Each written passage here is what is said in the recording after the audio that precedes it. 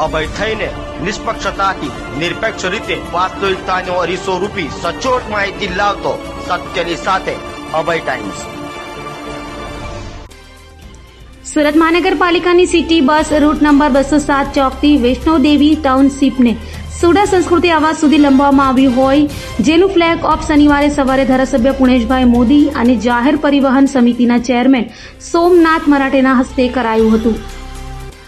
સુરત મહાનગરપાલિકા દ્વારા શહેરીજનોને ટ્રાન્સપોર્ટેશનમાં સુવિધા મળે તે માટે સિટી બસ અને બીઆરટીએસ બસ સેવા શરૂ કરાઈ છે, જેનો હવે રૂટ પણ વધારી રહ્યો છે। ત્યારે સુરત મનપા સંચાલિત સિટી બસ રૂટ નંબર 207 જે ચોકથી વૈષ્ણોદેવી ટાઉનશીપ સુધી દોડે છે, તેને સુડા સંસ્કૃતિ આવાસ સુધી લંબાવવામાં આવી છે, જેનું શનિવાર 17મી મેના રોજ ધારાસભ્ય પુણેશભાઈ મોદી તથા જાહેર પરિવહન સમિતિના ચેરમેન સોમનાથ મરાઠેના હસ્તે ફ્લેગ ઓફ કરાયું હતું।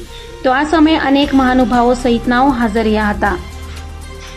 શહેરીજનોને સુરત મહાનગર જે રીતે વિકસિત થઈ રહ્યું છે, યાતાયાત માટે બુલેટ ટ્રેનની સુવિધા સરકાર ઝડપભેર પૂર્ણ કરી રહી છે।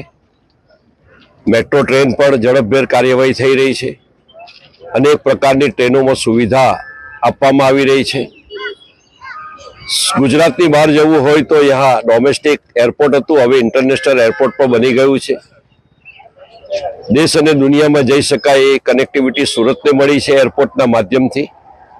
સાથે સાથે જે ગુજરાત સરકારની બસ છે એમાં લગભગ દરરોજ 25 લાખ મુસાફરો મુસાફરી કરે છે।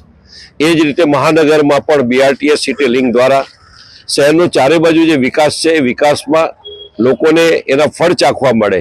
એક સામાન્ય પરિવાર, ગરીબ પરિવાર આવાસમાં રહેતું હોય ત્યારે એના ઘર આંગણેથી બસ ઉપડે તો એને સુરતના કોઈ પણ ખૂણે ઝડપભેર જઈ શકે એના માટેની આજની સુવિધા સુરત મહાનગરે ઉપલબ્ધ કરી છે।